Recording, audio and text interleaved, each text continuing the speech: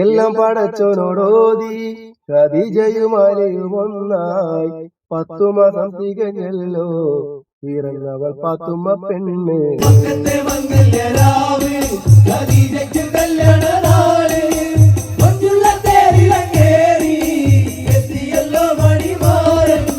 ഒരുപാട് പേര് വീണ്ടും വീണ്ടും കണ്ട് രസിച്ചിട്ടുള്ള ഒരു പാട്ടാണിത്. പക്ഷേ ഖേദകരെന്ന് പറയട്ടെ, ഈ പാട്ട് മുഴുവൻ കണ്ടിട്ടുള്ളവർ ആരും ഇത് കമന്റുകൾ ഇങ്ങനെ മോശമായിട്ടോ അല്ലെങ്കിൽ വേറെ രീതിയിലോ കമന്റുകൾ ഇടില്ല. വാവരുടെ കഥയാണ് ഇതെന്ന് അറിയാതെയാണ് പലരും ഇതിന് കമന്റ് ഇടുന്നത്.